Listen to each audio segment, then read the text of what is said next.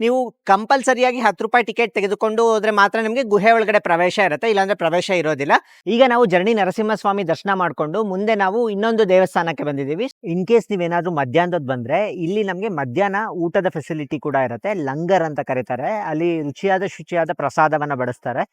ಈಗ ನಾವು ಮುಂದೆ ಬೀದರ್ನ ಫೋರ್ಟಿಗೆ ಬಂದಿದ್ದೀವಿ. ನೋಡಿ, ಎಂಟ್ರೆನ್ಸ್ ಕಾಣ್ತಾ ಇದೆ, ಎಷ್ಟು ಅದ್ಭುತವಾಗಿದೆ ಅಂತ. ಬನ್ನಿ ಒಳಗಡೆ ಹೋಗಿ ಫೋರ್ಟ್ನ ನೋಡೋಣಂತೆ.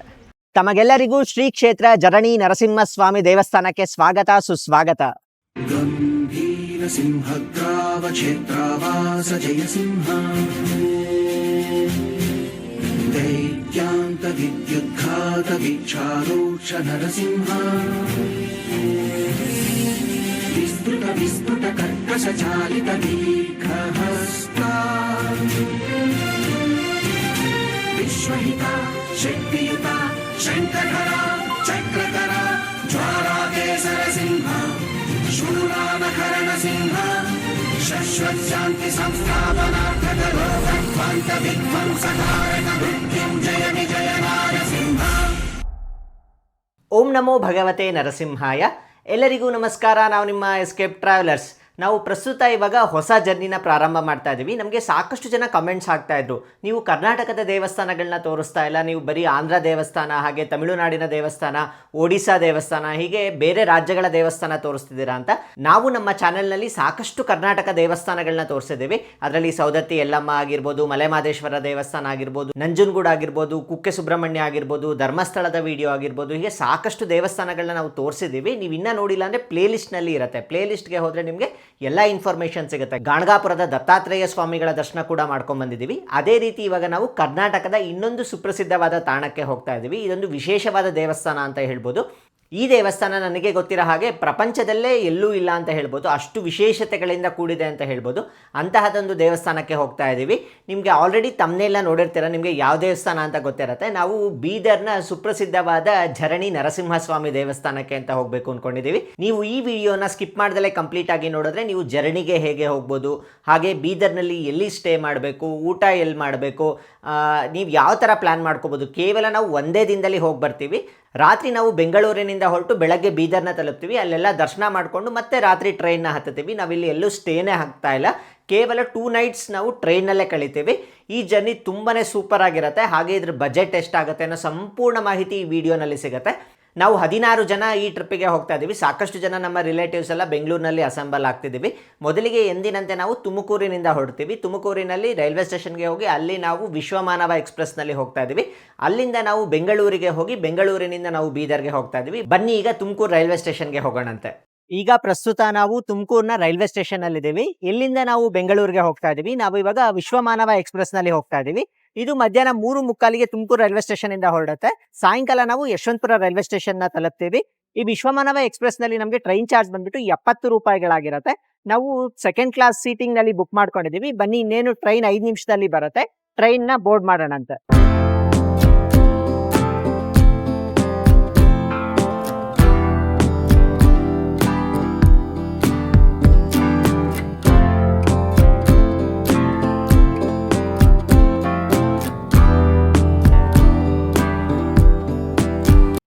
ಈಗ ತುಮಕೂರಿನಿಂದ ಟ್ರೈನ್ ಹೊರಟಿದೆ. 1/4 ಗಂಟೆ ಲೇಟ್ ಆಯಿತು. ನಮಗೆ 3:45ಗೆ ಹೊರಡಬೇಕಾಗಿತ್ತು. 4 ಗಂಟೆಗೆ ಟ್ರೈನ್ ಬಂದಿದೆ. ಸುಮಾರು 5 ಗಂಟೆಗೆ ಯಶವಂತಪುರ ತಲುಪುತ್ತೆ. ಈ ಟ್ರೈನಲ್ಲಿ ನಮ್ಗೆ ಬೇರೆ ಯಾವುದು ಸ್ಟಾಪ್ಸ್ ಇರೋದಿಲ್ಲ. ಡೈರೆಕ್ಟ್ ಆಗಿ ನಾವು ತುಮಕೂರಲ್ಲಿ ಬೋರ್ಡ್ ಮಾಡಿದ್ರೆ ಡೈರೆಕ್ಟ್ ಆಗಿ ನೆಕ್ಸ್ಟ್ ಸ್ಟಾಪ್ ಬಂದ್ಬಿಟ್ಟು ಯಶವಂತಪುರನೇ ಇರುತ್ತೆ. ಮಧ್ಯದಲ್ಲಿ ಯಾವುದು ಸ್ಟಾಪ್ಸ್ ಇರೋದಿಲ್ಲ. ಅದೊಂದು ಅಡ್ವಾಂಟೇಜ್ ಅಂತ ಹೇಳ್ಬೋದು.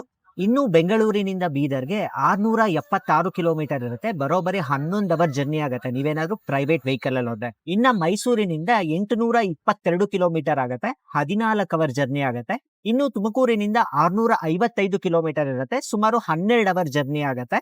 ಇನ್ನ ನೀವು ಬೆಂಗಳೂರಿನಿಂದ ಬೀದರಿಗೆ ರೈಲಿನಲ್ಲಿ ಹೋಗ್ಬೇಕು ಅಂದ್ರೆ ನಿಮ್ಗೆ ಡೈಲಿ ಟ್ರೈನ್ಸ್ ಅವೈಲೇಬಲ್ ಇರೋದಿಲ್ಲ, ವೀಕ್ಲಿ ಟ್ರೈನ್ಸ್ ಅವೈಲೇಬಲ್ ಇರುತ್ತೆ. ನಾವು ಹೋಗ್ತಿರೋ ಟ್ರೈನ್ ಬಂದ್ಬಿಟ್ಟು ಬೆಂಗಳೂರಿನಿಂದ ಲಾತೂರ್ಗೆ ಹೋಗುತ್ತೆ. ಯಶವಂತಪುರದಿಂದ ಪ್ರಾರಂಭ ಆಗುತ್ತೆ, ಲಾತೂರ್ಗೆ ಹೋಗುತ್ತೆ. ಇದರಲ್ಲಿ ಸುಮಾರು ನಮ್ಗೆ 13 ಗಂಟೆಗಳ ಕಾಲ ಜರ್ನಿ ಇರುತ್ತೆ. ನಾವು ಹೋಗ್ತಿರೋ ಟ್ರೈನ್ ಬಂದ್ಬಿಟ್ಟು ಯಶವಂತಪುರ್ ಲಾತೂರ್ ಎಕ್ಸ್‌ಪ್ರೆಸ್ ಅಂತ. ಇದು ನಮ್ಗೆ ಸಾಯಂಕಾಲ 7 ಗಂಟೆಗೆ ಯಶವಂತಪುರ ಬಿಟ್ರೆ ನೆಕ್ಸ್ಟ್ ಡೇ ಮಾರ್ನಿಂಗ್ 8 ಅರೌಂಡ್‌ಗೆ ನಾವು ಬೀದರ್‌ನ ತಲುಪ್ತೀವಿ. ಇನ್ನು ಬೆಂಗಳೂರಿನಿಂದ ಬೀದರ್‌ಗೆ ಟ್ರೈನ್ ಫೇರ್ ಎಷ್ಟಾಗುತ್ತೆ ಅಂದ್ರೆ ನಾರ್ಮಲ್ ಸ್ಲೀಪರ್ ಕ್ಲಾಸ್ ಬಂದ್ಬಿಟ್ಟು ₹470 ಆಗುತ್ತೆ. ಅದೇ ನಮಗೆ 3 ಎಸಿನಲ್ಲಿ ಆದ್ರೆ ₹1100 ಆಗುತ್ತೆ. ಅದೇ 2 ಎಸಿ ಕ್ಲಾಸ್‌ನಲ್ಲಾದ್ರೆ ನಮಗೆ ₹1500, ಹಾಗೆ 1 ಎಸಿನಲ್ಲಾದ್ರೆ ₹2500 ಆಗುತ್ತೆ.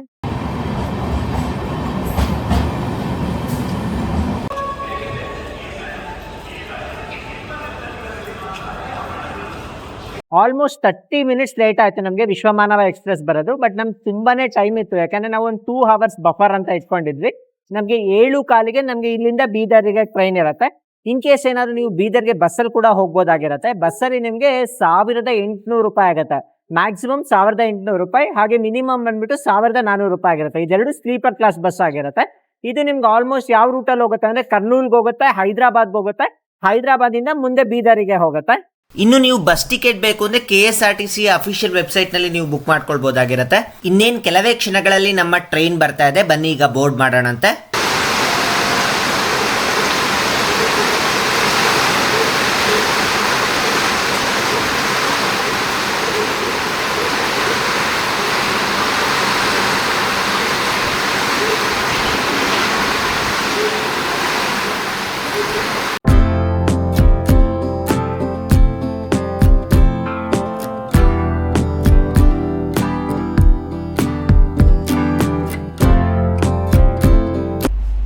ಫೈನಲಿ ಇವಾಗ ಟ್ರೈನ್ನ ಬೋರ್ಡ್ ಮಾಡಿದ್ದೀವಿ. ನಾವು ಬುಕ್ ಮಾಡ್ಕೊಂಡಿರೋದು 3 ಟೈರ್ ಎ ಸಿನಲ್ಲಿ. 3 ಟೈರ್ ಎ ಸಿ ಅಂದರೆ ಹೇಗಿರುತ್ತೆ ಅಂದರೆ 1+2+3 ಅಂದರೆ ಲೈಕ್ ಒಂದು ಸೈಡ್ನಲ್ಲಿ ನಮಗೆ 3 ಸೀಟ್ಸ್ ಇರುತ್ತೆ, ಆಪೋಸಿಟ್ ಸೈಡ್ನಲ್ಲೂ 3 ಸೀಟ್ಸ್ ಇರುತ್ತೆ, ಹಾಗೆ ನಮಗೆ ಅದರ್ ಸೈಡ್ ಅಂದರೆ ಈ ಕಡೆನೂ ನಮಗೆ 2 ಸೀಟ್ಸ್ ಇರುತ್ತೆ. ಇದನ್ನು 3 ಟೈರ್ ಎ ಸಿ ಅಂತ ಕರೀತಾರೆ. ನಾವು ಪ್ರಿಫರಬಲಿ ಯಾಕೆ 3 ಟೈರ್ ಎ ಸಿನ ಬುಕ್ ಮಾಡ್ಕೋತೀವಿ ಅಂದರೆ ಇಲ್ಲಿ ನಮಗೆ ಬೆಡ್ ಸ್ಪ್ರೆಡ್ಡು, ಬೆಡ್ಶೀಟ್ಸು, ದಿಂಬು ಯಾವುದು ಕ್ಯಾರಿ ಮಾಡೋ ಅವಶ್ಯಕತೆ ಇರಲ್ಲ. ಅದಕ್ಕೆ ನಾವು ಆದಷ್ಟು ಎ ಸಿ ಕೋಚ್ನ ಬುಕ್ ಮಾಡ್ಕೋತೀವಿ. ನೋಡಿ, ನಮ್ಮ ಟ್ರೈನ್ ರೂಟ್ ಬರ್ತಿದೆ ಯಶವಂತಪುರ ಲಾತೂರ್ ಅಂತ. ಬೀದರ್ ಮುಖಾಂತರ ಹೋಗುತ್ತೆ ಈ ಟ್ರೈನು. ಇನ್ನು ಟ್ರೈನ್ ಸ್ಟಾರ್ಟ್ ಕೂಡ ಆಗಿಲ್ಲ, ಆಲ್ರೆಡಿ ಮಾವಿನಕಾಯಿಯೊಂದಿಗೆ ಸ್ಟಾರ್ಟ್ ಆಗಿದೆ. ಈ ಚಳಿಗೆ ಮಾವಿನಕಾಯಿ, ಖಾರದ ಪುಡಿ ಸಖತ್ತಾಗಿರುತ್ತೆ. ರಾತ್ರಿ ಊಟಕ್ಕೆ ಅಕ್ಕಿ ರೊಟ್ಟಿ ಮತ್ತು ವೆಜ್ ಕರಿನ ತೆಗೆದುಕೊಂಡು ಬಂದಿದ್ವಿ. ಆ್ಯಕ್ಚುಲಿ ನಾವು ಊರಿಂದ ಏನು ತೊಗೊಂಬಂದೇ ಇರಲಿಲ್ಲ, ಬೆಂಗಳೂರಿನಲ್ಲೇ ಕೇಟ್ರಿಂಗ್ ಸರ್ವಿಸ್ ಅವ್ರಿಗೆ ಆರ್ಡರ್ ಮಾಡಿದ್ವಿ. ನನ್ನ ತಂಗಿ ಬರ್ತಾ ತೊಗೊಂಬಂದಿದ್ಲು. ನೋಡೋಣ ಟೇಸ್ಟ್ ಹೇಗಿರುತ್ತೆ ಅಂತ. ಎಲ್ಲರೂ ಕೂತ್ಕೊಂಡು ಫ್ಯಾಮಿಲಿ ಸಮೇತ ಊಟ ಮಾಡಿಕೊಂಡು ಈ ಥರ ಟ್ರೈನಲ್ಲಿ ಹೋಗೋದೇ ನೆಕ್ಸ್ಟ್ ಲೆವೆಲ್ ಎಕ್ಸ್ಪೀರಿಯನ್ಸ್ ಅಂತ ಹೇಳ್ಬೋದು. ಇದು ಅಕ್ಕಿ ರೊಟ್ಟಿಗೆ ಕರಿ ತೊಗೊಂಬಂದಿದ್ವಿ. ಫೈನಲಿ ಊಟ ಆಯಿತು. ಊಟ ಆದಮೇಲೆ ಜನರಲಾಗಿ ಬೀಡ ತಿಂತೀವಲ್ಲ, ಅದೇ ಥರ ಇಲ್ಲೂ ನಾವು ಮಿಸ್ ಮಾಡ್ಕೋಬಾರ್ದು ಅಂತ ಡ್ರೈ ಬೀಡ ತಂದಿದ್ದಾರೆ. ಎಲ್ಲ ಪೌಡರ್ ಮಾಡಿಬಿಟ್ಟು ಬೀಡಾಗಿ ಏನೇನು ಹಾಕ್ತಾರೋ ಎಲ್ಲ ಐಟಮ್ಸು ಇದರಲ್ಲಿದೆ. ಇದನ್ನು ತಿಂದರೆ ಸೇಮ್ ಬೀಡ ತಿಂದಂಗೆ ಆಗುತ್ತೆ. ಫೈನಲಿ ಇವಾಗ ಇನ್ನೇನು ಮಲ್ಕೋಬೇಕು, ಬೀಡ ತಿಂದು ಮಲ್ಕೊಳ್ಳೋದಷ್ಟೇ. ಈ ಟ್ರೈನ್ ಯಾವ ರೂಟಲ್ಲಿ ಹೋಗುತ್ತೆ ಅಂದರೆ ಮಂತ್ರಾಲಯದ ರೂಟ್ನಲ್ಲಿ ಹೋಗುತ್ತೆ. ಬೆಂಗಳೂರು ಯಶವಂತಪುರ ಆದಮೇಲೆ ಯಲಹಂಕ ಸ್ಟಾಪ್ ಇದೆ, ಯಲಹಂಕ ಆದಮೇಲೆ ಗೌರಿಬಿದನೂರು ಸ್ಟಾಪ್ ಇದೆ, ಹಿಂದೂಪುರ ಸ್ಟಾಪ್ ಇದೆ. ಸೇಮ್ ನಮಗೆ ಮಂತ್ರಾಲಯಕ್ಕೆ ಹೋಗುವಾಗ ಯಾವ್ಯಾವ ಊರು ಸಿಗುತ್ತೋ, ಗುಂತಕಲ್ಲೆಲ್ಲ ಸಿಗುತ್ತಲ್ಲ, ಅದೇ ರೂಟ್ನಲ್ಲೇ ಹೋಗುತ್ತೆ. ಹೆಚ್ಚು ಕಮ್ಮಿ ಹೈದರಾಬಾದ್ ಹತ್ತತ್ರ ಹೋಗುತ್ತೆ. ಅದಾದ ನಂತರ ಮತ್ತೆ ಡಿವಿಯೇಷನ್ ತೊಗೊಂಡು ನಾವು ಬೀದರ್ ತಲುಪ್ತೀವಿ. ಈಗ ಪ್ರಸ್ತುತ ನಾವು ಧರ್ಮಾವರಂಗೆ ಬಂದಿದ್ದೀವಿ. ಇಲ್ಲಿ ನಮಗೆ 5 ಮಿನಿಟ್ಸ್ ನಿಲ್ಲಿಸ್ತಾರೆ ಟ್ರೈನು. ಇದು ಆಂಧ್ರ ಪ್ರದೇಶದಲ್ಲಿರುತ್ತೆ. ನಾವು ಕರ್ನಾಟಕದಿಂದ ಆಂಧ್ರ ಪ್ರದೇಶಕ್ಕೆ ಹೋಗಿ ಮತ್ತೆ ಕರ್ನಾಟಕಕ್ಕೆ ಹೋಗ್ತೀವಿ. ರಾತ್ರಿ 10 ಗಂಟೆ ಆಗೋಗಿದೆ, ಇನ್ನು ಮಲ್ಕೊಳ್ಳೋದಷ್ಟೇ. ಸೀಟಲ್ಲಿ ಎಲ್ಲ ಹಾಸ್ ಬಂದಿದ್ದೀವಿ, ಈಗ ಹೋಗಿ ಮಲ್ಕೊಳ್ಳೋದಷ್ಟೇ. ಮಾರ್ನಿಂಗ್ ನಾವು ಬೀದರ್ನ ತಲುಪ್ತೀವಿ. ಮಾರ್ನಿಂಗ್ 8:20ಗೇನೋ ಬೀದರ್ ತಲುಪಬೇಕಾಗಿದೆ, ಬಟ್ ಡಿಲೇ ತೋರಿಸ್ತಾ ಇದೆ, 9 ಗಂಟೆಗೆ ಅಂತ ತೋರಿಸ್ತಾ ಇದೆ. ಒಮ್ಮೆ ಬೀದರ್ಗೆ ಇಳಿದ ತಕ್ಷಣ ನಾವು ಯಾವುದೇ ರೂಮ್ಸ್ ಏನು ಮಾಡಿಲ್ಲ, ಅಲ್ಲೇ ಹೋಗಿ ಯಾವ್ದಾನ ರೂಮ್ಸ್ನ ತೆಗೆದುಕೊಳ್ಬೇಕು ಅಂತ ಅನ್ಕೊಂಡಿದ್ದೀವಿ. ಒಮ್ಮೆ ಬೀದರ್ ತಲುಪಿದ ನಂತರ ನಾನು ನಿಮಗೆ ಮುಂದಿನ ಪ್ಲಾನ್ ಬಗ್ಗೆ ಹೇಳ್ತೀನಿ. ಹಲೋ, ಎಲ್ರಿಗೂ ನಮಸ್ಕಾರ. ಬೆಳಗ್ಗೆ 7 ಗಂಟೆ ಆಗಿದೆ. ಜರ್ನಿ ತುಂಬಾ ಕಂಫರ್ಟಬಲ್ ಆಗಿತ್ತು ಅಂತ ಹೇಳ್ಬೋದು. ಈಗ ನಾವು ಪ್ರಸ್ತುತ ವಿಕಾರಾಬಾದಲ್ಲಿದ್ದೀವಿ. ತುಂಬ ಹೊತ್ತುಗಳ ಕಾಲ ಇಲ್ಲೇ ನಿಲ್ಲಿಸಿದ್ದಾರೆ. 8:18ಕ್ಕೆ ನಾವು ಬೀದರ್ನ ತಲುಪಬೇಕಾಗಿದೆ, ಬಟ್ ಆನ್ ಟೈಮ್ ಅಂತಲೇ ತೋರಿಸ್ತಾ ಇದೆ. ನೋಡೋಣ ಎಷ್ಟೊತ್ತಿಗೆ ತಲುಪ್ತೀವಿ ಅಂತ. ತಿಂಡಿ ಕೂಡ ನಾವು ಇಲ್ಲೇ ಟ್ರೈನಲ್ಲೇ ಮಾಡೋಣ ಅಂತ ಇದ್ದೀವಿ. ಇನ್ನು ಈಗ ವಿಕಾರಾಬಾದಲ್ಲೇ ನಿಲ್ಲಿಸಿದ್ದಾರೆ. ಸುಮಾರು 3/4 ಗಂಟೆ ಆಯಿತು, 1 ಅವರ್ ತನಕ ಆಗುತ್ತೆ ಅಂತ ಹೇಳ್ತಿದ್ದಾರೆ. ಇಲ್ಲಿ ನಮಗೆ ಇಂಜಿನ್ನ ಚೇಂಜ್ ಮಾಡ್ತಾರಂತೆ, ಅದಕ್ಕೆ ತುಂಬ ಹೊತ್ತು ಆಗುತ್ತೆ ಅಂತ ಹೇಳಿದ್ರು. ಹಾಗಾಗಿ ಇವಾಗ ತಿಂಡಿ ತಿಂತಾ ಇದ್ದೀವಿ. ತಿಂಡಿಗೆ ನಾವು ಚಪಾತಿನ ತಂದಿದ್ದೀವಿ. ಈಗ ಹೊಟ್ಟೆ ತುಂಬ ತಿಂಡಿ ತಿಂದಿದ್ದಾಯ್ತು. ಈಗ ಮುಂದೆ ನಾವು ಜಹೀರಾಬಾದ್ ಸ್ಟೇಷನ್ ಹತ್ರ ಬರ್ತಾ ಇದ್ದೀವಿ. ಜಹೀರಾಬಾದ್ ಸ್ಟೇಷನ್ ನಮಗೆ ಬೀದರ್ಗಿನ್ನ ಹಿಂದಿನ ಸ್ಟೇಷನ್ ಆಗಿರುತ್ತೆ. ನೆಕ್ಸ್ಟ್ ಸ್ಟೇಷನ್ ಬಂದ್ಬಿಟ್ಟು ನಮಗೆ ಬೀದರ್ ಸ್ಟೇಷನ್ ಆಗಿರುತ್ತೆ. ನಾವು ಅಲ್ಲೇ ಇಳ್ಕೊಳ್ಬೇಕಾಗತ್ತೆ.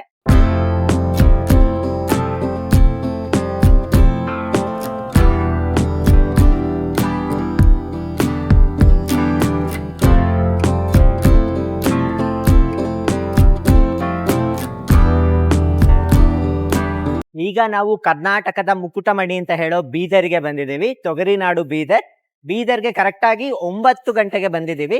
ಈಗ ಹೊರಗಡೆ ಹೋಗ್ಬಿಟ್ಟು ಜರ್ನಿಗೆ ಆಟೋ ಸಿಗತ್ತೆ ಅಂತ ಹೇಳ್ತಿದ್ದಾರೆ. ಬನ್ನಿ ಈಗ ಹೊರಗಡೆ ಹೋಗಿ ಆಟೋ ತೆಗೆದುಕೊಂಡು ಜರ್ನಿಗೆ ಹೋಗೋಣಂತೆ. ನೋಡಿ, ನಾವು ಬಂದ ಟ್ರೈನ್ ಇದು. ಈಗ ಟ್ರೈನಿಗೆ ಬಾಯ್ ಹೇಳೋ ಸಮಯ ಬಂದಿದೆ. ಇದೇ ಟ್ರೈನ್ನಲ್ಲೇ ನಾವು ಬಂದಿದ್ದು. ಯಶವಂತಪುರ್ ಕಣ್ಣೂರ್ ಬೀದರ್ ಯಶವಂತಪುರ್ ಲಾತೂರ್ ಎಕ್ಸ್ಪ್ರೆಸ್. ಇಲ್ಲಿಂದ ಆಟೋ ಸಿಗುತ್ತೆ ಅಂತ ಹೇಳ್ತಿದ್ದಾರೆ. ಆಟೋ ನಮಗೆ 150 ರುಪೀಸ್ ಚಾರ್ಜ್ ಮಾಡ್ತಾರಂತೆ. 6 ಕಿಲೋಮೀಟರ್ಸ್ ಹೋಗ್ಬೇಕು. ಈಗ ಬನ್ನಿ ಆಟೋದಲ್ಲಿ ಹೋಗೋಣಂತೆ. ಈಗ ಬೆಳಗ್ಗೆ 9 ಗಂಟೆ ಆಗಿದೆ. ವಿಪರೀತ ಶೆಕೆ ಇದೆ ಹೊರಗಡೆ. ಸುಡು ಬಿಸಿಲು. ಈ ಜಾಗಕ್ಕೆ ಬೆಸ್ಟ್ ಟೈಮ್ ಟು ವಿಸಿಟ್ ಅಂದ್ರೆ ಅಕ್ಟೋಬರ್ ಇಂದ ಫೆಬ್ರವರಿ ತನಕ. ಅವಾಗ ಸ್ವಲ್ಪ ತಂಪಿರುತ್ತೆ, ಚಳಿಗಾಲದಲ್ಲಿ ಸ್ವಲ್ಪ ತಂಪಿರುತ್ತೆ. ಈಗ ವಿಪರೀತ ಬಿಸಿಲಿದೆ. ನಾವು ಪ್ರಸ್ತುತ ಬಂದಿರೋದು ಮೇ 31 ಬಂದಿದ್ದೀವಿ. ಹಾಗಾಗಿ ತುಂಬಾನೇ ಬಿಸಿಲಿದೆ ಅಂತ ಹೇಳ್ಬೋದು. ಇನ್ನೊಂದು ಸ್ವಲ್ಪ ದಿನಕ್ಕೆ ನಮಗೆ ಮಳೆ ಏನು ಸ್ಟಾರ್ಟ್ ಆಗುತ್ತೆ. ಈಗ ಆಟೋನಲ್ಲಿ ಹೋಗ್ತಾ ಇದ್ದೀವಿ.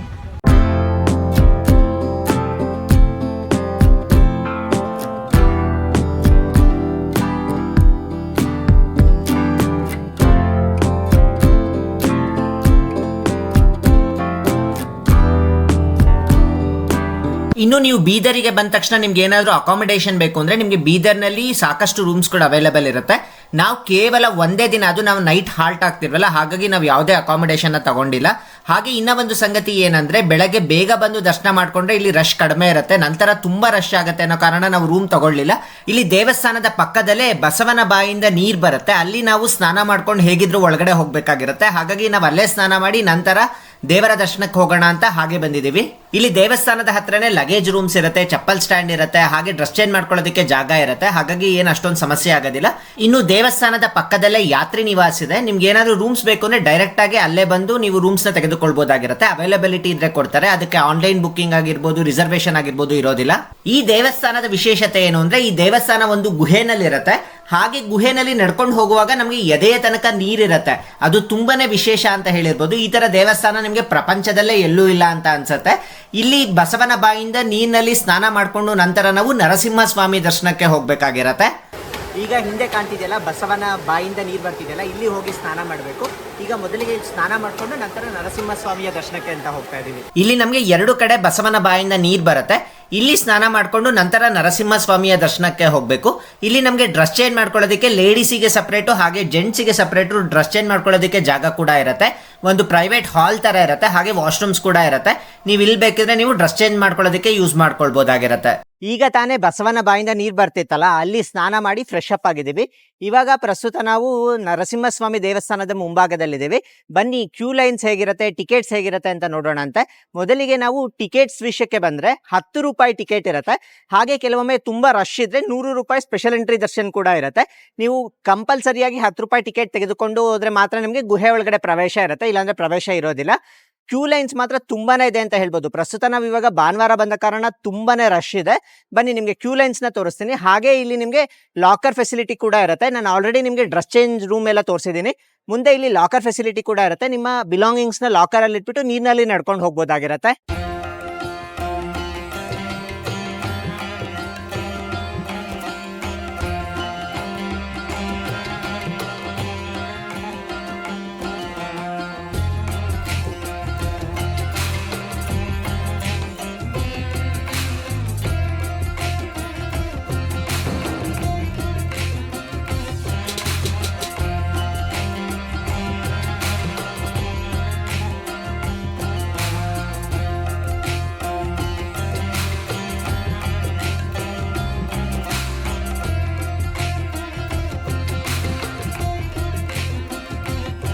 ಇದು 10 ರೂಪಾಯಿ ಕ್ಯೂ ಲೈನ್ಸ್ ಆಗಿರುತ್ತೆ. ಇದು ದೇವಸ್ಥಾನದ ಪಕ್ಕದಿಂದ ಪ್ರಾರಂಭ ಆಗುತ್ತೆ. ಇದ್ರಲ್ಲಿ ಏನಾದ್ರು ನಾವು ದರ್ಶನಕ್ಕೆ ಹೋದ್ರೆ ನಮಗೆ 3 ಅವರ್ಸ್ ಆಗುತ್ತೆ. ನಾವು ರಿಟರ್ನ್ ಟಿಕೆಟ್ ಇವತ್ತೇ ಬುಕ್ ಆಗಿರೋದ್ರಿಂದ ಸಾಯಂಕಾಲ ನಮಗೆ ಟ್ರೈನ್ ಇರೋ ಕಾರಣ ನಾವು 100 ರೂಪಾಯಿ ಟಿಕೆಟ್ ಕೊಟ್ಟು ಹೋಗ್ತಾ ಇದೀವಿ. ಈಗ ನಿಮಗೆ ಕಾಣಿಸ್ತಾ ಇದೆ ನೋಡಿ, ಇದು 100 ರೂಪಾಯಿ ಟಿಕೆಟ್. ಈ ದರ್ಶನದ ಕ್ಯೂ ಲೈನ್ಸ್ ನಮಗೆ ದೇವಸ್ಥಾನದ ಮುಂಭಾಗದಿಂದನೇ ಪ್ರಾರಂಭ ಆಗುತ್ತೆ. ಇದರಲ್ಲಿ ಹೋದ್ರೆ ಕೇವಲ 1 ಅವರ್ ಒಳಗೆ ದರ್ಶನ ಆಗೋ ಚಾನ್ಸಸ್ ಇರುತ್ತೆ. ಈಗ ನೋಡಿ ದೇವಸ್ಥಾನದ ಮುಂಭಾಗದಲ್ಲಿದ್ದೀವಿ. ಕ್ಯೂ ಲೈನ್ಸ್ ಎಷ್ಟು ರಶ್ ಇದೆ ಅಂತ. ಇಲ್ಲಿಂದ ನಾವು ಒಳಗಡೆ ಹೋದ್ರೆ ನಮಗೆ ಗುಹೆ ಸಿಗತ್ತೆ. ಇದು ನಮಗೆ ಗುಹೆನಲ್ಲಿ ನಡ್ಕೊಂಡು ಹೋಗೋ ಕಾರಣ ಎಲ್ಲಾರನ್ನೂ ಒಟ್ಟಿಗೆ ಬಿಡೋದಿಲ್ಲ. ಸ್ವಲ್ಪ ಜನನೇ ಇಂಟರ್ವೆಲ್ ನಲ್ಲಿ ಬಿಡ್ತಾರೆ. ದೇವಸ್ಥಾನದ ಎಂಟ್ರೆನ್ಸ್ ನಲ್ಲಿ ದ್ವಾರಪಾಲಕರನ್ನ ನೋಡಬಹುದು. ದ್ವಾರಪಾಲಕರ ದರ್ಶನ ಮಾಡ್ಕೊಂಡು ಹಾಗೆ ಮುಂದೆ ಒಳಗಡೆ ಬಂದ್ರೆ ನಮಗೆ ವಿಶೇಷವಾದ ಕೃಷ್ಣಶಿಲಾ ನರಸಿಂಹ ಮೂರ್ತಿಯ ದರ್ಶನ ಮಾಡ್ಕೊಳ್ಬಹುದು. ಇದು ನಮಗೆ ಪ್ರಧಾನ ದೇವರಲ್ಲ, ಪ್ರಧಾನ ದೇವರು ನೀರಿನಲ್ಲಿ ನಡ್ಕೊಂಡು ಹೋದ ನಂತರ ನಮಗೆ ಸಿಗೋದು. ಮೊದಲಿಗೆ ನಮಗೆ ಎಂಟ್ರೆನ್ಸ್ ನಲ್ಲೇ ಒಂದು ನರಸಿಂಹನ ಮೂರ್ತಿ ಇದೆ. ತುಂಬಾನೇ ಸುಂದರವಾಗಿದೆ ಅಂತ ಹೇಳ್ಬೋದು. ಆ ನರಸಿಂಹ ಮೂರ್ತಿಯ ದರ್ಶನ ಮಾಡಿಕೊಂಡು ನಾವು ನಂತರ ನೀರಿನ ಒಳಗಡೆ ಇಳಿಬೇಕಾಗತ್ತೆ. ಇಲ್ಲಿಂದ ಅದ್ಭುತವಾದ ಜರ್ನಿ ಅಂತ ಹೇಳ್ಬೋದು. ನೋಡಿ, ನಿಮಗೆ ಗುಹೆನಲ್ಲಿ ನೀರಿನಲ್ಲಿ ನಡ್ಕೊಂಡು ಹೋಗೋದೊಂದು ಎಕ್ಸ್ಪೀರಿಯನ್ಸ್ ಇದೆಯಲ್ಲ, ಅದು ಎಂಥ ಡಿವೈನ್ ಎಕ್ಸ್ಪೀರಿಯನ್ಸ್ ಅಂದರೆ ಮರೆಯಲಾಗದ ಎಕ್ಸ್ಪೀರಿಯನ್ಸ್ ಅಂತ ಹೇಳ್ಬೋದು. ಅಷ್ಟು ಅದ್ಭುತವಾಗಿರುತ್ತೆ.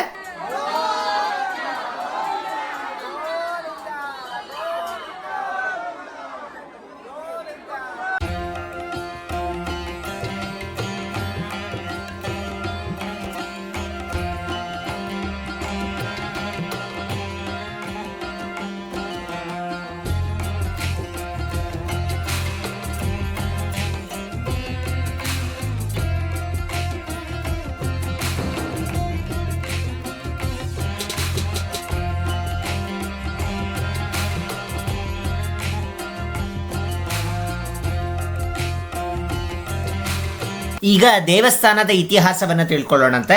ಇನ್ನು ಈ ದೇವಸ್ಥಾನದ ಪುರಾಣದ ಐತಿಹ್ಯವನ್ನು ತಿಳಿಯೋದಾದ್ರೆ, ಹಿಂದೆ ಈ ಭಾಗದಲ್ಲಿ ಜರ ಎಂಬ ರಾಕ್ಷಸ ವಾಸವಾಗಿರ್ತಾನೆ. ಈ ಜರ ಎಂಬ ರಾಕ್ಷಸ ಸಾಕಷ್ಟು ಜನಕ್ಕೆ ಉಪಟಳವನ್ನು ಕೊಡ್ತಾ ಇರ್ತಾನೆ. ಅವನ್ ಏನ್ ಮಾಡ್ತಿರ್ತಾನೆ ಅಂದ್ರೆ, ಸಾಕಷ್ಟು ಜನರಿಗೆ ತೊಂದರೆ ಕೊಡೋದು. ಅದಾದ ನಂತರ ಯಾರಾದ್ರೂ ಹಿಡಿಲಿಕ್ಕೆ ಅಂತ ಏನಾದ್ರು ಬಂದ್ರೆ ಇಲ್ಲಿರುವ ಗುಹೆಗೆ ಹೋಗಿ ಅವಿತುಕೊಳ್ತಿರ್ತಾನೆ. ಒಮ್ಮೆ ಎಲ್ಲರೂ ನರಸಿಂಹದೇವರಲ್ಲಿ ಪ್ರಾರ್ಥನೆ ಮಾಡ್ತಾರೆ. ನರಸಿಂಹದೇವರ ಸಾಕ್ಷಾತ್ಕಾರ ಆಗತ್ತೆ. ನಂತರ ಜರನೊಂದಿಗೆ ಘೋರವಾದ ಯುದ್ಧ ನಡೆಯುತ್ತೆ. ಘೋರವಾದ ಯುದ್ಧದಲ್ಲಿ ಕೊನೆಗೆ ಜರ ಸೋಲ್ತಾನೆ. ನರಸಿಂಹಸ್ವಾಮಿಯವರು ಇನ್ನೇನ್ ಜರನನ್ನು ಸಂಹಾರ ಮಾಡಬೇಕು. ಅವಾಗ ಈ ಜರ ನರಸಿಂಹಸ್ವಾಮಿಯನ್ನ ಬೇಡ್ಕೋತಾನೆ, ನೀನು ಪ್ರತಿನಿತ್ಯ ಇದೇ ಜಾಗದಲ್ಲಿ ನೆಲೆಸಬೇಕು ಅಂತ. ಹಾಗಾಗಿ ಇಲ್ಲಿ ಉದ್ಭವ ರೂಪದಲ್ಲಿ ನರಸಿಂಹಸ್ವಾಮಿ ಅವರು ನೆಲೆಸಿರ್ತಾರೆ. ತುಂಬಾನೇ ವಿಶೇಷವಾದ ಕ್ಷೇತ್ರ ಅಂತ ಹೇಳ್ಬೋದು. ಅದಾದ ನಂತರ ಜರ ರಾಕ್ಷಸ ಇಲ್ಲಿ ನೀರಾಗಿ ಹರಿತಾನೆ, ಪಾದದಿಂದ ಹರಿತಾನೆ. ನರಸಿಂಹಸ್ವಾಮಿ ಪಾದದಿಂದ ಹರಿತಾನೆ. ಇಲ್ಲಿ ಬರುವ ಭಕ್ತರ ಎಲ್ಲಾ ಪಾಪಗಳನ್ನ ಈ ಜರ ಎಂಬ ರಾಕ್ಷಸ ತೊಳಿತಾನೆ ಅಂತ ಒಂದು ನಂಬಿಕೆ ಇದೆ. ಹಾಗೆ ನರಸಿಂಹದೇವರ ಕೃಪಾ ಕಟಾಕ್ಷ ಸಿಗತ್ತೆ ಅನ್ನೋ ಒಂದು ನಂಬಿಕೆ ಇದೆ. ಹಾಗಾಗಿ ಇಲ್ಲಿ ನಿಮ್ಗೆ ಗುಹೆನಲ್ಲಿ ಫುಲ್ಲು ನೀರ್ ನೋಡ್ಬೋದಾಗಿರುತ್ತೆ. ತುಂಬಾನೇ ವಿಶೇಷವಾದ ಕ್ಷೇತ್ರ. ನಾವಂತೂ ಫ್ಯಾಮಿಲಿ ಎಲ್ಲ ಬಂದಿದ್ವಲ್ಲ, ಎಲ್ಲರಿಗೂ ತುಂಬಾನೇ ಇಷ್ಟ ಆಯ್ತು ಅಂತ ಹೇಳ್ಬೋದು. ತುಂಬಾನೇ ಡಿವೈನ್ ಅಟ್ಮಾಸ್ಫಿಯರ್ ಅಂತ ಹೇಳ್ಬೋದು. ನಾನ್ ನಿಮ್ಗೆ ಒಂದು ಸಜೆಷನ್ ಏನ್ ಕೊಡೋದು ಅಂದ್ರೆ, ಆದಷ್ಟು ನೀವು ವೀಕ್ ಡೇಸ್ ಬನ್ನಿ. ವೀಕೆಂಡ್ಸ್ ಬಂದ್ರೆ ವಿಪರೀತ ರಶ್ ಇರುತ್ತೆ. ನಾನು ನಿಮ್ಗೆ ತೋರ್ಸದ್ನಲ್ಲ, ತುಂಬಾನೇ ರಶ್ ಇರುತ್ತೆ. ಹಾಗಾಗಿ ನೀವು ಆದಷ್ಟು ವೀಕ್ ಡೇಸ್ ಬಂದ್ರೆ ತುಂಬಾನೇ ಚೆನ್ನಾಗಿರುತ್ತೆ ಅಂತ ಹೇಳ್ಬೋದು. ಹಾಗೆ ಹಾಲಿಡೇಸ್ ಅಲ್ಲೂ ಕೂಡ ತುಂಬಾನೇ ವಿಪರೀತ ರಶ್ ಇರುತ್ತೆ ಅಂತ ಹೇಳ್ಬೋದು. ಇಲ್ಲಿ ಸುಮಾರು ಒಂದು 500 ಮೀಟರ್ ನಡೆದ ನಂತರ ನಾವು ಗುಹೆಯ ಮತ್ತೊಂದು ಭಾಗಕ್ಕೆ ಬರ್ತೀವಿ. ಇಲ್ಲಿ ನಮಗೆ ಮೂಲ ಮೂರ್ತಿಯ ನರಸಿಂಹಸ್ವಾಮಿ ದರ್ಶನ ಮಾಡ್ಕೊಳ್ಬಹುದಾಗಿರುತ್ತೆ. ತುಂಬಾನೇ ವಿಶೇಷವಾದ ಮೂರ್ತಿ ಅಂತ ಹೇಳ್ಬೋದು. ಅದರ ಜೊತೆಗೆ ಜರ ಪೂಜಿಸುತ್ತಿದ್ದ ಶಿವಲಿಂಗದ ದರ್ಶನ ಕೂಡ ನಾವು ಮಾಡ್ಕೊಳ್ಬಹುದಾಗಿರತ್ತೆ. ಒಮ್ಮೆ ದರ್ಶನ ಆದ ನಂತರ ನಾವು ದರ್ಶನ ಮಾಡಿಕೊಂಡು ಇದೇ ಮಾರ್ಗವಾಗಿ ರಿಟರ್ನ್ ಬರ್ಬೇಕಾಗಿರತ್ತೆ. ಇನ್ನು ಸಾಕಷ್ಟು ಜನಕ್ಕೆ ಒಂದು ಡೌಟ್ ಇರುತ್ತೆ, ಇದು ನೀರ್ ಕ್ಲೀನ್ ಆಗಿರತ್ತ ಅಂತ. ಇದು ನೀರು ಕಂಟಿನ್ಯೂಸ್ ಆಗಿ ಹರಿತಾ ಇರೋ ಕಾರಣ ಕ್ಲೀನ್ ಆಗೇ ಇರತ್ತೆ. ಹಾಗೆ ಸ್ವಲ್ಪ ಮರಳು ಮಿಶ್ರಿತ ಇರತ್ತೆ, ಕ್ಲಿಯರ್ ಆಗಿರೋದಿಲ್ಲ, ಬಟ್ ನೀರ್ ಕ್ಲೀನ್ ಆಗೇ ಇರತ್ತೆ ಅಂತ ಹೇಳ್ಬೋದು. ಇವತ್ತು ದೇವಸ್ಥಾನದಲ್ಲಿ ತುಂಬಾನೇ ರಶ್ ಇದ್ರು, ತುಂಬಾನೇ ಚೆನ್ನಾಗಿ ದರ್ಶನ ಆಯ್ತು. ಇನ್ನೇನು ನಾವು ಗುಹೆಯ ಇನ್ನೊಂದು ಭಾಗಕ್ಕೆ ಬಂದಿದ್ದೀವಿ, ಎಂಟ್ರೆನ್ಸ್ಗೆ ಬಂದಿದ್ದೀವಿ. ಇಲ್ಲಿಂದ ನಾವು ಮತ್ತೆ ಹೋಗಿ ಡ್ರೆಸ್ ಚೇಂಜ್ ಮಾಡಿಕೊಂಡು ನಾವು ಮುಂದಿನ ಜಾಗಗಳಿಗೆ ಹೋಗ್ಬೇಕಾಗತ್ತೆ. ಬನ್ನಿ ಈಗ ಹೊರಗಡೆ ಹೋಗೋಣಂತೆ. ನೋಡಿ, ನಾವು ದರ್ಶನ ಮಾಡ್ಕೊಂಡು ಹೊರಗಡೆ ಬರೋಷ್ಟೊತ್ತಿಗೆ ಎಷ್ಟು ಕ್ಯೂ ಲೈನ್ಸ್ ಬೆಳೆದಿದೆ ಅಂತ. ಸಿಕ್ಕಾಬಟ್ಟೆ ಜನ ಆಗೋಗ್ಬಿಟ್ಟಿದ್ದಾರೆ. ಇವಾಗ ಇನ್ನ ತುಂಬಾ ಹೊತ್ತು ಹಿಡಿಯುತ್ತೆ. ನಾವು ಬೆಳಗ್ಗೆ ಬೇಗ ಡೈರೆಕ್ಟ್ ಆಗಿ ಇಲ್ಲಿಗೆ ಬಂದಿದ್ದಕ್ಕೆ ಬೇಗ ದರ್ಶನ ಆಯ್ತು. ನಾವೇನಾದ್ರೂ ರೂಮ್ ತಗೊಂಡು ಲೇಟಾಗಿ ಬಂದಿದ್ರೆ ತುಂಬಾನೇ ಕ್ಯೂ ಲೈನ್ಸ್ ಆಗ್ತಾ ಇತ್ತು. ಈ ಬೀದರ್ ಗಡಿ ಜಿಲ್ಲೆ ಆದ ಕಾರಣ ನಮಗೆ ಕರ್ನಾಟಕದ ಭಕ್ತರ ಜೊತೆಗೆ ಮಹಾರಾಷ್ಟ್ರ ಮತ್ತೆ ಆಂಧ್ರದ ಭಕ್ತರು ತುಂಬಾ ಇದ್ರು. ಎಸ್ಪೆಷಲಿ ಆಂಧ್ರ ಪ್ರದೇಶದವರು ತುಂಬಾನೇ ಇದ್ರು ಅಂತ ಹೇಳ್ಬೋದು. ಹೈದರಾಬಾದ್ ತುಂಬಾ ಸಮೀಪ ಅಲ್ವಾ, ಹೈದರಾಬಾದ್ ಸುತ್ತಮುತ್ತ ಜನ ತುಂಬಾ ಜನ ಬಂದಿರೋ ದರ್ಶನಕ್ಕಾಗಿ.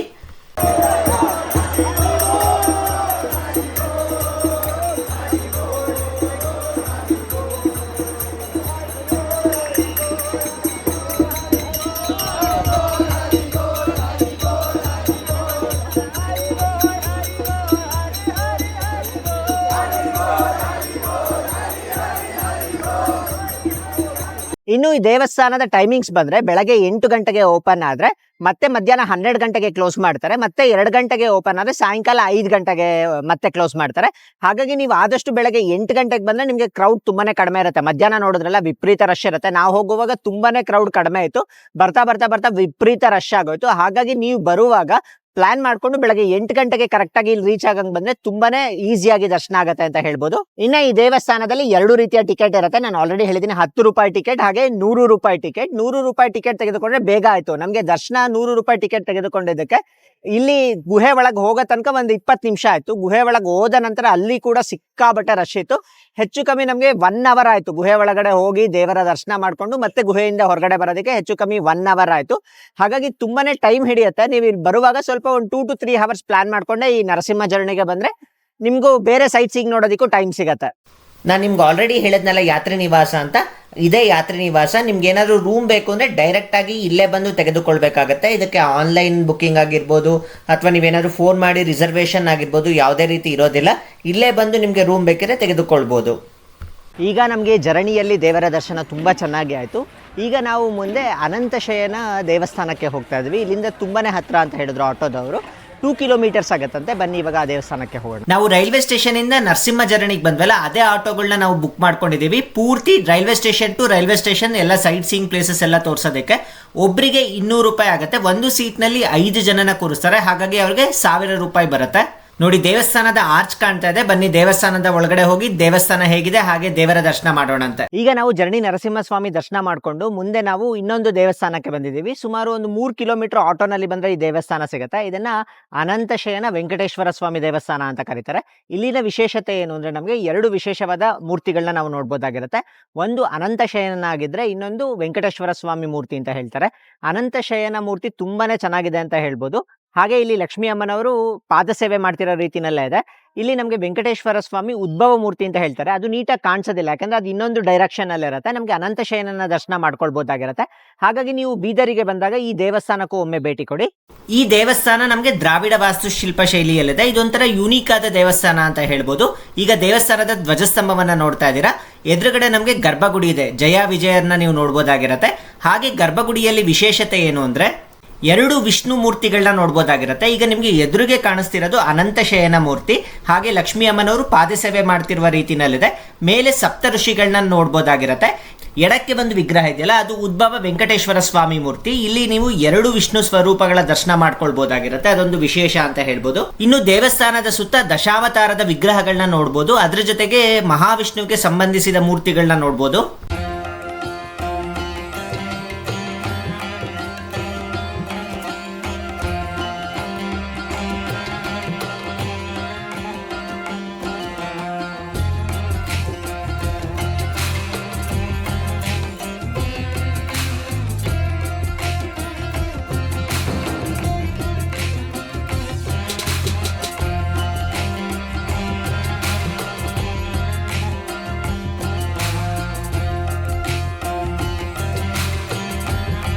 ಇನ್ನು ದೇವಸ್ಥಾನದ ಹಿಂಭಾಗದಲ್ಲಿ ಪ್ರತ್ಯೇಕವಾಗಿ ಮಹಾಲಕ್ಷ್ಮಿ ಅಮ್ಮನವರ ಸನ್ನಿಧಾನ ಕೂಡ ಇದೆ.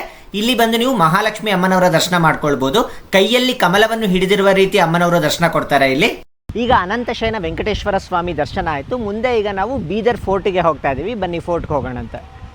ಸಾಮಾನ್ಯವಾಗಿ ಬೀದರ್ಗೆ ಬಂದವರು ಜರಣಿ ನರಸಿಂಹಸ್ವಾಮಿ ದರ್ಶನ ನಂತರ ಟೈಮ್ ಇತ್ತು ಅಂದರೆ ಈ ಫೋರ್ಟಿಗೆ ಹೋಗ್ತಾರೆ. ಫೋರ್ಟ್ ತುಂಬಾನೇ ದೊಡ್ಡದಾಗಿದೆ ಅಂತ ಹೇಳ್ಬೋದು.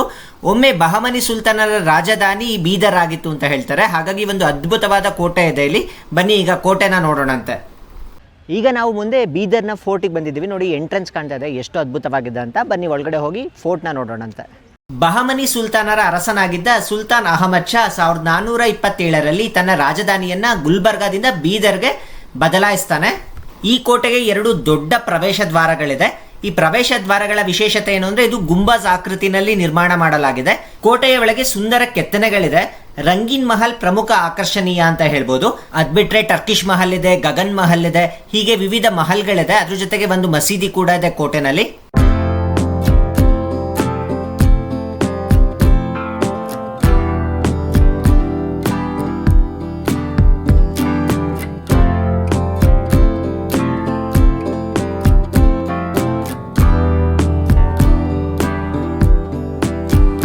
ಈಗ ನೋಡಿ, ನಾವು ಫೋರ್ಟ್ನ ವ್ಯೂ ಪಾಯಿಂಟ್ನಲ್ಲಿದ್ದೀವಿ.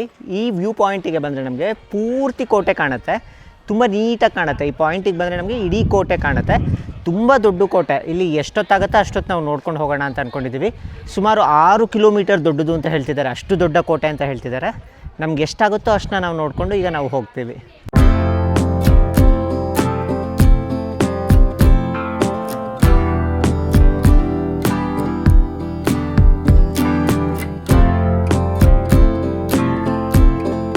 ಈ ಕೋಟೆ ಪ್ರಸ್ತುತ ಆರ್ಕಿಯೋಲಾಜಿಕಲ್ ಸರ್ವೆ ಆಫ್ ಇಂಡಿಯಾ ಅಂದರೆ ಭಾರತದ ಪುರಾತತ್ವ ಇಲಾಖೆಗೆ ಸೇರ್ಪಟ್ಟಿದೆ. ಈ ಕೋಟೆ ಒಳಗೆ ಬರೋದಕ್ಕೆ ಯಾವುದೇ ರೀತಿ ಚಾರ್ಜಸ್ ಇಲ್ಲ, ಸಂಪೂರ್ಣವಾಗಿ ಉಚಿತವಾಗಿರುತ್ತೆ. ಬಟ್ ನಿಮ್ಗೆ ಇಲ್ಲಿ ರಂಗೀನ ಮಹಲ್ ಅಂತ ಹೇಳಿದ್ನಲ್ಲ, ತುಂಬಾ ವಿಶೇಷವಾಗಿದೆ ಅಂತ, ಅದು ಯಾವಾಗಲೂ ಕ್ಲೋಸ್ ಮಾಡಿರ್ತಾರೆ. ನಿಮ್ಗೆ ಇದನ್ನ ನೋಡಬೇಕು ಅಂದ್ರೆ ನೀವು ಆಫೀಸ್ನಲ್ಲಿ ಪರ್ಮಿಷನ್ ತೆಗೆದುಕೊಂಡು ಬಂದ್ರೆ ನಿಮಗೆ ಒಳಗಡೆ ಅಲೋ ಮಾಡ್ತಾರೆ. ಅದು ಸಂಪೂರ್ಣವಾಗಿ ಉಚಿತ ಆಗಿರುತ್ತೆ, ಯಾವುದೇ ಕಾಸ್ಟ್ ಇರೋದಿಲ್ಲ. ಈಗ ನಿಮಗೆ ಕಾಣಿಸ್ತಿರೋದು ಇದು ರಂಗೀನ ಮಹಲ್ ಅಂತ ಕರೀತಾರೆ. ಇಲ್ಲಿ ವಿಶೇಷತೆ ಏನಂದ್ರೆ ಈ ವುಡನ್ ಕಾರ್ವಿಂಗ್ಸ್ ಮತ್ತೆ ಒಂದು ಟೈಲ್ಸ್ ಅನ್ನ ಹಾಕಿದ್ದಾರೆ ನೋಡಿ, ಗೋಡೆಗೆ ಟೈಲ್ಸ್ ಹಾಕಿದಾರಲ್ಲ, ಆಗಿನ ಕಾಲದಲ್ಲೇ ಮೊದಲಿಗೆ ಇದು ಹಾಕಿರೋದು ಅಂತ ಹೇಳ್ತಾರೆ. ಹಾಗಾಗಿ ಇದು ತುಂಬಾನೇ ವಿಶೇಷ ಅಂತ ಹೇಳ್ಬೋದು. ಇದು ಟರ್ಕಿಯಿಂದ ಆಗಿನ ಕಾಲದಲ್ಲೇ ಇಂಪೋರ್ಟ್ ಮಾಡ್ಕೊಂಡಿದ್ದಾರೆ ಅಂತ ಹೇಳ್ತಾರೆ. ನಾವು ನೋಡಿದ್ದು ಬರೀ 10 to 20% ಅಷ್ಟೇ. ಇವಾಗ ನಾವು ಮುಂದಿನ ಜಾಗಕ್ಕೆ ಹೋಗ್ತಾ ಇದ್ದೀವಿ. ಮುಂದೆ ಗುರುದ್ವಾರ ಇದೆ, ಆ ಗುರುದ್ವಾರಕ್ಕೆ ಹೋಗ್ತಾ ಇದ್ದೀವಿ. ನಾವು ಈ ಎಲ್ಲ ಸೈಟ್ ಸೀಯಿಂಗ್ ಪ್ಲೇಸಸ್ನ ನೋಡೋದಕ್ಕೆ ಆಟೋ ಮಾತಾಡ್ಕೊಂಡಿದ್ವಲ್ಲ, ಒಬ್ಬರಿಗೆ 200 ರೂಪಾಯಿ ಆಗುತ್ತೆ. ಹಾಗಾಗಿ ಒಂದೇ ಆಟೋನಲ್ಲಿ ನಾವು ಲಗೇಜ್ ಎಲ್ಲ ಇಟ್ಬಿಟ್ಟಿದ್ವಿ, ಇಲ್ಲಾಂದರೆ ಲಗೇಜ್ ಹೊತ್ಕೊಂಡು ತಿರ್ಗೋದೇ ತುಂಬ ಹೊತ್ತಾಗುತ್ತೆ. ಲಗೇಜ್ ಎಲ್ಲ ಆಟೋನಲ್ಲಿ ಇಟ್ಬಿಟ್ಟು ಎಲ್ಲ ಪ್ಲೇಸಸ್ನೂ ನೋಡ್ತಾ ಇದ್ದೀವಿ. ಈಗ ನಾವು ಮುಂದೆ ಗುರುದ್ವಾರಕ್ಕೆ ಬಂದಿದ್ದೀವಿ. ಹಿಂದೆ ನೋಡಿ ನಿಮಗೆ ಗುರುದ್ವಾರ ಕಾಣ್ತಿದೆಯಲ್ಲ, ಈ ಗುರುದ್ವಾರಕ್ಕೆ ಒಳಗಡೆ ಹೋಗಬೇಕು ಅಂದರೆ ತಲೆನ ಕವರ್ ಮಾಡ್ಕೊಂಡು ಹೋಗಬೇಕಾಗತ್ತೆ, ಅದು ಅವರ ಸಂಪ್ರದಾಯ ಆಗಿರುತ್ತೆ. ಹಾಗಾಗಿ ನೀವು ಕರ್ಚೀಫು ಅಥವಾ ದುಪ್ಪಟ್ಟ ಏನಾದರೂ ತೊಗೊಂಬಂದಿದ್ರೆ ಅದನ್ನು ಕವರ್ ಮಾಡ್ಕೊಳ್ಬೋದು. ಇಲ್ಲಾಂದರೆ ಇಲ್ಲೇ ನಿಮಗೆ ಕೊಡ್ತಾರೆ, ಇಲ್ಲೇ ನಿಮಗೆ ದುಪ್ಪಟ್ಟನ ಕೊಡ್ತಾರೆ, ಅದನ್ನು ಕವರ್ ಮಾಡ್ಕೊಂಡು ಹೋಗ್ಬೋದು. ರಿಟರ್ನ್ ಬರ್ತಾ ನಿಮಗೆ ವಾಪಸ್ ಕೊಟ್ಟು ಬರಬೇಕಾಗತ್ತೆ. ಬನ್ನಿ ಈಗ ಗುರುದ್ವಾರದ ಒಳಗಡೆ ಹೋಗೋಣಂತೆ.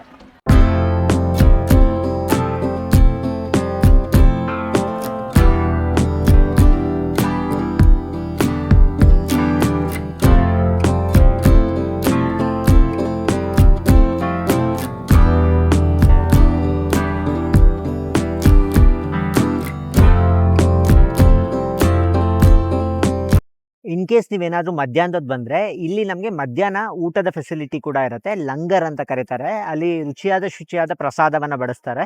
ತುಂಬಾ ರುಚಿಯಾಗಿರುತ್ತೆ ಅಂತ ಹೇಳ್ತಾರೆ. ಈಗ ನಾವು ಲಂಗರ್ಗೂ ಕೂಡ ಹೋಗೋಣ ಅಂತ ಅಂದ್ಕೊಂಡಿದ್ದೀವಿ. ನೀವು ಬೀದರ್ಗೆ ಬಂದಾಗ ಇಲ್ಲಿ ಮಧ್ಯಾಹ್ನ ಊಟದ ಟೈಮಿಗೆ ಪ್ಲಾನ್ ಮಾಡ್ಕೊಳ್ಳಿ, ಯಾಕಂದರೆ ಇಲ್ಲಿ ತುಂಬಾ ಚೆನ್ನಾಗಿರುತ್ತೆ ಅಂತ ಹೇಳ್ತಾರೆ. ಹೊರಗಡೆ ಹೋಟೆಲ್ಸ್ಗೆ ಹೋಗೋದಕ್ಕಿಂತ ನೀವು ಇಲ್ಲಿ ಲಂಗರಲ್ಲಿ ಪ್ರಸಾದ ತೆಗೆದುಕೊಂಡ್ರೆ ತುಂಬಾ ಒಳ್ಳೆಯದು ಅಂತ ಹೇಳ್ತಾರೆ. ಗುರುದ್ವಾರದ ಮುಂದೆ ಒಂದು ದೊಡ್ಡ ಕಲ್ಯಾಣಿ ಇದೆ. ಇಲ್ಲಿ ಬಂದು ಕಾಲ್ ತೊಳ್ಕೊಂಡು ನಂತರ ಗುರುದ್ವಾರದ ಒಳಗಡೆ ಹೋಗೋ ಪ್ರತೀತಿ ಇದೆ. ಗುರುದ್ವಾರದ ಒಳಗೆ ಅನ್ಫಾರ್ಚುನೇಟ್ಲಿ ಕ್ಯಾಮ್ರಾ ಅಲೋ ಇಲ್ಲ, ಹಾಗಾಗಿ ನಿಮಗೆ ಒಳಗಡೆ ವಿಜುವಲ್ಸ್ ಏನು ತೋರ್ಸೋದಕ್ಕಾಗ್ತಿಲ್ಲ. ಬಟ್ ತುಂಬಾನೇ ಸುಂದರವಾಗಿದೆ ಅಂತ ಹೇಳ್ಬೋದು. ಫುಲ್ ಮಾರ್ಬಲ್ ಕಟ್ಟಡ.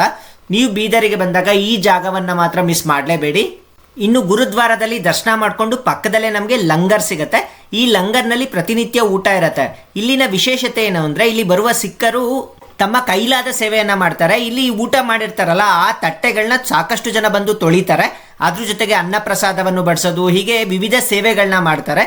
ತುಂಬಾನೇ ಹೈಜೀನ್ ಆಗಿತ್ತು ಅಂತ ಹೇಳ್ಬೋದು. ಹಾಗೆ ತುಂಬಾನೇ ಟೇಸ್ಟಿ ಆಗಿತ್ತು. ಸಾಮಾನ್ಯವಾಗಿ ಮಧ್ಯಾಹ್ನದ ಹೊತ್ತು ರೋಟಿ ಇರುತ್ತೆ, ಬಟ್ ನಾವು ಭಾನುವಾರ ಲೇಟ್ ಆಗಿ ಹೋದ ಕಾರಣ ರೋಟಿ ಖಾಲಿಯಾಗಿ ಹೋಗಿತ್ತು. ಬರೀ ಅನ್ನ ಮತ್ತೆ ರಾಜ್ಮಾ ಕಾಳಿನ ಕರಿನ ಬಡಿಸಿದ್ರು. ಈ ಗುರುದ್ವಾರದಲ್ಲಿ ರೂಮ್ಸ್ ಕೂಡ ಅವೈಲಬಲ್ ಇರುತ್ತೆ. ಅದಕ್ಕೆ ಯಾವುದೇ ರೀತಿ ಆನ್ಲೈನ್ ಬುಕಿಂಗ್ ಇಲ್ಲ ಅಂತ ಹೇಳ್ತಾರೆ. ಇಲ್ಲಿ ಬಂದು ನೀವು ಒಂದ್ಸಲ ವಿಚಾರಿಸಬಹುದು. ರೂಮ್ಸ್ ತುಂಬಾನೇ ಕ್ಲೀನ್ ಆಗಿರುತ್ತೆ ಅಂತ ಹೇಳ್ತಾರೆ. ಕೇವಲ 500 ರೂಪೀಸ್ ಇಂದ ಪ್ರಾರಂಭ ಆಗತ್ತೆ ಅಂತ ಹೇಳ್ತಾರೆ. ಫೈನಲಿ ಊಟ ಆಯ್ತು. ಊಟ ತುಂಬಾನೇ ಚೆನ್ನಾಗಿತ್ತು. ನಮ್ಗೆ ಅನ್ನ ಕರಿ ಎಲ್ಲ ಇತ್ತು. ರೋಟಿ ಖಾಲಿಯಾಗಿ ಹೋಗಿತ್ತಂತೆ. ಇಲ್ಲಿ ರೋಟಿ ತುಂಬಾನೇ ಚೆನ್ನಾಗಿರುತ್ತೆ ಅಂತ ಹೇಳ್ತಾರೆ. ಬಟ್ ನಮ್ಗೆ ರೋಟಿ ಸಿಕ್ಲಿಲ್ಲ. ನಾವು ಲೇಟ್ ಆಗಿ ಬಂದಿದ್ದಕ್ಕೆ ರೋಟಿ ಸಿಕ್ಲಿಲ್ಲ ಅನ್ಸುತ್ತೆ. ಬೇಗ ಬಂದಿರೋ ರೋಟಿ ಸಿಗ್ತಾ ಇತ್ತು.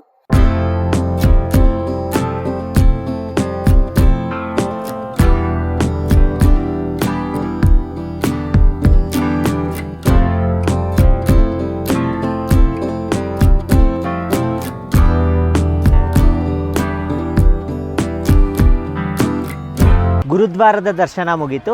ಈಗ ಮುಂದೆ ನಾವು ಪಾಪನಾಶ ತೀರ್ಥಕ್ಕೆ ಹೋಗ್ತಾ ಇದ್ವಿ. ಈ ಪಾಪನಾಶ ತೀರ್ಥದಲ್ಲಿ ವಿಶೇಷವಾದ ಶಿವಲಿಂಗದ ದರ್ಶನ ಮಾಡ್ಕೊಳ್ಬೇಕು. ಹಾಗಾಗಿ ನಾವು ಇವಾಗ ಪಾಪನಾಶ ತೀರ್ಥಕ್ಕೆ ಹೋಗ್ತಾ ಇದ್ದೀವಿ. ಬನ್ನಿ ಹೋಗೋಣಂತೆ. ಅಲ್ಲಿ ಹೋದ ನಂತರ ನಿಮಗೆ ಆ ದೇವಸ್ಥಾನದ ಇತಿಹಾಸದ ಬಗ್ಗೆ ಕೂಡ ತಿಳಿಸ್ಕೊಡ್ತೀನಿ.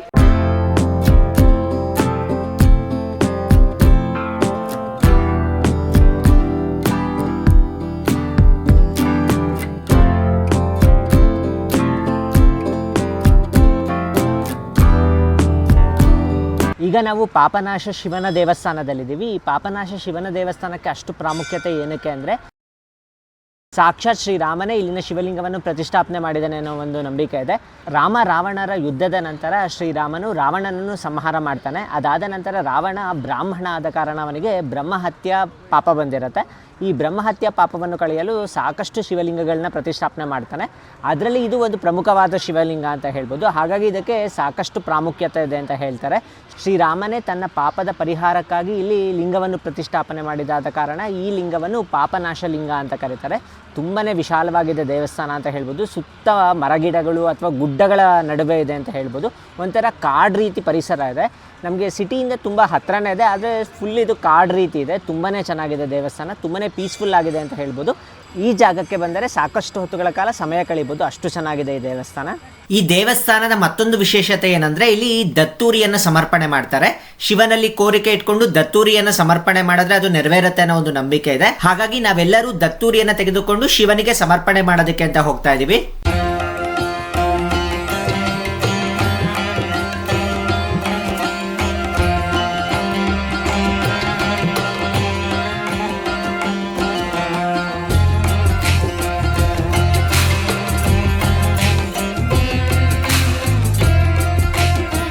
ಬೀದರ್ನಲ್ಲಿ ಆಲ್ಮೋಸ್ಟ್ ಎಲ್ಲ ಪ್ಲೇಸಸ್ನ ನಾವು ಕವರ್ ಮಾಡಿದ್ದೀವಿ. ಈಗ ನಾವು ಹೋಟೆಲಿಗೆ ಬಂದಿದ್ದೀವಿ.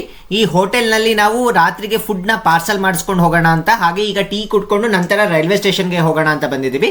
ಇದು ಬೀದರ್ನಲ್ಲೇ ಬೆಸ್ಟ್ ವೆಜಿಟೇರಿಯನ್ ಫುಡ್ ಅಂತ ಹೇಳಿದ್ರು, ಹಾಗಾಗಿ ಇಲ್ಲಿಗೆ ಬಂದಿದ್ದೀವಿ. ಇಲ್ಲಿ ಪಾರ್ಸಲ್ ತಗೊಂಡು ನಂತರ ನಾವು ರೈಲ್ವೆ ಸ್ಟೇಷನ್ಗೆ ಹೋಗ್ತಾ ಇದ್ದೀವಿ. ಈಗ ಆಲ್ಮೋಸ್ಟ್ 5:30 ಆಗಿದೆ. ಹೆಚ್ಚು ಕಮ್ಮಿ ನಾವು 9 ಗಂಟೆಗೆ ಬೀದರಲ್ಲಿ ಇಳಿದಿದ್ದು, ಈಗ ಸಾಯಂಕಾಲ 5-5:15 ಆಗಿದೆ. ಟೋಟಲ್ ನಾವು 8 ಅವರ್ಸಲ್ಲಿ ಸಾಕಷ್ಟು ಪ್ಲೇಸಸ್ನ ನೋಡಿದ್ವಿ. ಅದರಲ್ಲಿ ನಮಗೆ ಮೇಯ್ನ್ ಇಂಟೆನ್ಷನ್ ಇದ್ದಿದ್ದೆ ಜರ್ನಿಗೆ ಹೋಗಬೇಕು ಅಂತ. ಇನ್ನು ಕಾಸ್ಟ್ ವಿಚಾರಕ್ಕೆ ಬಂದರೆ ನಮಗೆ ಟ್ರೈನ್ದೇ ಸ್ವಲ್ಪ ಕಾಸ್ಟ್ಲಿ ಅಂತ ಹೇಳ್ಬೋದು. ಟೋಟಲ್ ನಮಗೆ 1100 2200 ರೂಪಾಯಿ ಟ್ರೈನ್ ಚಾರ್ಜ್ ಆಗೋಯಿತು. ಇನ್ನು ಇಲ್ಲಿ ಓಡಾಡೋದಕ್ಕೆ ಆಟೋದಲ್ಲಿ ಒಬ್ಬರಿಗೆ 200 ರೂಪಾಯಿ ಆಯಿತು.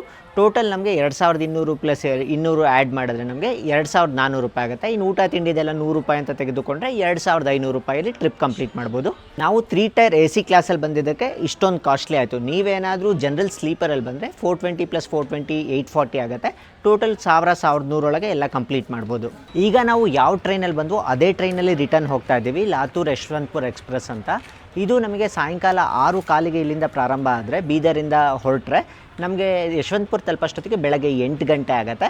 8 ಗಂಟೆಗೆ ನಾವು ಮತ್ತೆ ಬೇರೆ ಟ್ರೈನ್ ಹತ್ಕೊಂಡು ತುಮಕೂರಿಗೆ ಹೋಗ್ತಾ ಇದ್ದೀವಿ. ಇದು ನಮ್ಮ ಪ್ಲ್ಯಾನ್ ಆಗಿರುತ್ತೆ.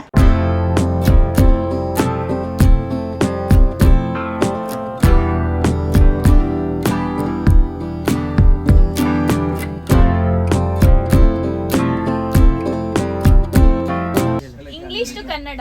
ನಾನು ಇಂಗ್ಲಿಷಲ್ಲಿ ಕೇಳಿದ್ನ ನೀವು ಕನ್ನಡದಲ್ಲಿ ಆನ್ಸರ್ ಮಾಡಬೇಕು. ತೆಲುಗುಲಿ ಹೇಳ್ಬೋದಾ? ಈ group 1, group 1, group 2, group 3. Group 1 ಕೇಳಿದ ಗ್ರೂಪ್ 1 ಅವ್ರು ಮಾತ್ರ ಆನ್ಸರ್ ಮಾಡಬೇಕು, ಬೇರೆಯವ್ರು ಯಾರು ಮಾಡಂಗಿಲ್ಲ. ಅವರು ಪಾಸ್ ಏನು ಇಲ್ವಾ? ಅವ್ರಿಗೆ ಗೊತ್ತಾಗಿದ್ರೆ ಪಾಸ್. ಜರ್ನಿ, ಗುರುದ್ವಾರ, ಪಾಪನಾಶಿನಿ. ಕಾಟನ್, ಹತ್ತಿ, ಕಲರ್, ಬಣ್ಣ, ಆರ್ಟ್, ಆರ್ಟ್, ಕಲೆ ಅಲ್ಲ ಕೊಲೆ, ಕಾಂಪಸ್, ಜಾಮೆಟ್ರಿ ಬಾಕ್ಸ್ ಅಲ್ಲಿ ಇರುತ್ತೆ. ಕೈವಾರ, ಪೆನಾಲ್ಟಿ, ದಂಡ, ಇನ್ವೆಸ್ಟ್ಮೆಂಟ್, ಹೂಡಿಕೆ, ಚೆಕಪ್, ಚಿಕಿತ್ಸೆ. ಅಲ್ಲ ನಾವೆಲ್ಲ ಇರಿ ಸ್ವಲ್ಪ ಚೆಕಪ್, ನಾವು ಹೇಳ್ಬೋದಾ? Tick tick 1, tick tick 2, tick tick 3. ತಪಾಸಣೆ. ಈಗ ನಮ್ಮನ್ನ ಕೇಳಿ. ಹಿಂಗೆ ಡ್ರೈವ್, ಚಾಲನೆ. ಚಾಲನೆ, ವಾಹನ ಚಾಲನೆ, ಹಿಂಗ್ ಮಾಡ್ತಿದ್ದಾರೆ. ಈಸ್ಟ್, ಪೂರ್ವ ಮ್ಯಾಪ್, ಭೂಪಟ, ಮ್ಯಾಪ್, ನಕಾಶೆ, ಅಲ್ಲ ನಕಾಶನ ಅಲ್ಲ. ನಕ್ಷೆ, ಕ್ಯಾಪ್ಟನ್, ಯಾರಪ್ಪ? ನಾಯಕ. ನಾಯಕ, ತಂಡದ ಲೀಡರ್. ತಂಡ, ಇವ್ರು ಇವಾಗ ಆನ್ಸರ್ ಹೇಳಿದ್ರು. ತಂಡದ ಟೀಮ್ ಅಂದ್ರೆ ತಂಡದ ನಾಯಕ. ಹೇಳಿದ್ರ? ಮಂತ್, ತಿಂಗಳು, ಕನ್ವರ್ಸೇಷನ್, ಸಂಭಾಷಣೆ. Conversation. ಸಮ್ಮರ್, ಬೇಸಿಗೆ ಬೋಟ್, ದೋಣಿ, ರಾ ಬನಾನಾ, ಕಚ್ಚಾ ಮಾವಿನ ಹಣ್ಣು, ಏ, ಬಾಳೆಹಣ್ಣು, ಬಾಳೆಕಾಯಿ, ಬಾಳೆಕಾಯಿ, ಬೋನ್, ಮೂಳೆ ಫಿಸ್ಟ್, Twist. FIST, ಏನಿದೆ? ಇದು ಫಿಸ್ಟ್, ಮುಷ್ಟಿ, ವೃಷ್ಟ್ ಕಾದು, ಫಿಸ್ಟ್, ತಂಬ್, ಹೆಬ್ಬೆಟ್ಟು, ಮಸ್ಟರ್ಡ್ ಸೀಡ್ಸ್, ಸಾಸಿವೆ ಕಾಳು, ಎಲಿಫೆಂಟ್, ಆಣಿ ಆಣಿ ಆಣಿ ಬಾಕ್ಸ್ ಡಬ್ಬಿ ನಮ್ ಜಯಂಶು చెప్పేది ಆಣಿ ಆಣಿ ಮಗ್ ತಿಂಗಳು ಮಗ್ ಮಗ್ ಮಗ್ಗ ಮಗ್ಗು ಮಗ್ಗು ಇಟ್ಕೊಂತೀವಲ್ಲ ಮಗ್ಗು ಮಗ್ ಜಗ್ಗು ಕೈ ಬಟ್ಲು ಮಗ್ ಅಲ್ಲ ಟಿಕ್ ಟಿಕ್ 1 ಜಗ್ಗು ಐ ಎರಡು ಅದು English tick tick 2 tick tick 3 pass ಚೊಂಬು ಅದ್ ನಮಗೆ ಮಾರ್ಕ್ಸ್ ಇದಾಗಿತ್ತು ನಮ್ಮ ಬೀದರ್ ಟ್ರಿಪ್ ಅಂದರೆ ಜರಡಿ ನರಸಿಂಹ ದೇವಸ್ಥಾನದ ವಿಡಿಯೋ. ಈ ವಿಡಿಯೋ ನಿಮಗೆ ಇಷ್ಟ ಆಗಿತ್ತು ಅಂದರೆ ದಯವಿಟ್ಟು ಲೈಕ್, ಶೇರ್ ಮತ್ತು ಸಬ್ಸ್ಕ್ರೈಬ್ ಮಾಡಿ. ಮತ್ತೆ ಮುಂದಿನ ವಿಡಿಯೋನಲ್ಲಿ ಮತ್ತೆ ಭೇಟಿಯಾಗೋಣ. ಅಲ್ಲಿವರೆಗೂ ಎಲ್ಲರಿಗೂ ನಮಸ್ಕಾರ. ಓಂ ನಮೋ ಭಗವತೆ ನರಸಿಂಹಾಯ.